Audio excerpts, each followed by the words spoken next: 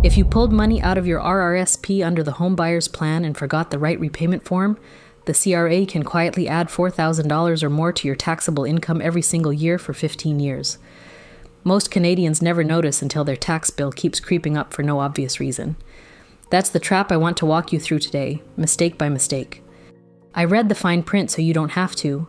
Under the 2024 rules, you can withdraw up to $60,000 per person from your RRSP, but the CRA requires you to repay at least 1/15 of it, $4,000 a year.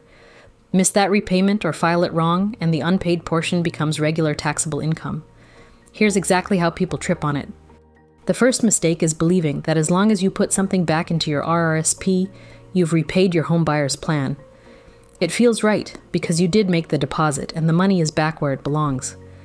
But the CRA does not automatically treat that deposit as a repayment, and that assumption is where the whole problem starts. Here's what that assumption costs. The CRA rule is blunt. If you repay less than the required minimum, the difference gets added to your income on line 2900 as RRSP income. So on a $60,000 withdrawal, a missed $4,000 repayment is simply taxed as if you earned it. The fix is to treat every repayment as something you must formally declare, because a deposit by itself is invisible to the CRA. The second mistake is skipping Schedule 7 entirely. To count as a home buyer's plan repayment, the CRA requires you to designate your contribution on Schedule 7 at line 24600, attached to your return. Most people have never heard of this form, so they file, see a refund, and assume everything is handled. Without Schedule 7, the CRA treats your deposit as a fresh RRSP contribution and still adds the missed repayment to your income. At a 30% marginal rate, that $4,000 costs you roughly $1,200 in tax for that year alone. The fix is simple but non-negotiable.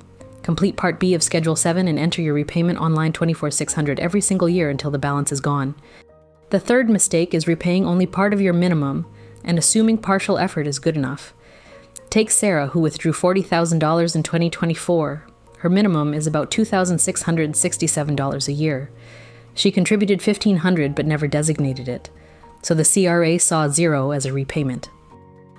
Because Sarah designated nothing on Schedule 7, the CRA added the full $2,667 to her income, costing her around $800 in extra tax. Worse, her home buyer's plan balance didn't drop by a cent, so she's no closer to being finished. The fix is to contribute and designate at least the full minimum shown on your CRA account, not a partial amount that leaves a taxable gap. The fourth mistake is not realizing that an undesignated deposit still eats your RRSP contribution room. People think, well, at least the money is invested. But if it isn't designated as a repayment, you pay twice. The missed repayment is added to income and the room is used up anyway. A tax practitioner puts it bluntly. Without Schedule 7, the CRA treats the deposit as a new contribution, adds the missed repayment to your income, and permanently burns your contribution room all at the same time. Sarah's $1,500 got locked in her RRSP but bought her nothing toward the home buyer's plan. If this is useful, subscribe. The next breakdown is already coming. The fix is to only make deposits you can properly designate so every dollar actually reduces your HBP balance. Before I get to the last mistake, which is the most counterintuitive piece of this, you need to see what happens when small misses repeat. The fifth mistake is letting a shortfall stack year after year. Missing $1,000 of your minimum feels trivial, but the CRA adds it to income every single year for the full repayment period. For Sarah, under-designating just $1,000 a year adds $15,000 to her income over 15 years, roughly $4,500 in extra tax.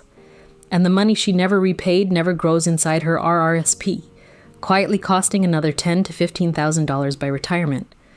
The fix is to check your CRA balance every year and top up to the exact minimum, so no shortfall is ever carried forward. And here's the one almost everyone assumes but nobody checks. The sixth mistake is believing a past error is permanent. People who discover they misfiled their repayments simply throw up their hands and accept the tax hit. What they don't know is that the CRA gives you a real window to fix it.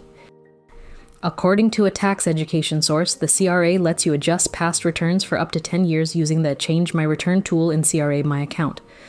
That means you can go back, correct your Schedule 7, and have old RRSP deposits recognized as the repayments they were always meant to be. The fix is to log in, select Change My Return, and redesignate those contributions on line 24600 before that window closes. Log into CRA My Account today. Find your home buyer's plan balance and make sure every repayment is designated on Schedule 7 going forward. Next, I'm covering the first home savings account mistakes that quietly cost new buyers their tax deduction. If you want to catch that, subscribe so you don't miss it.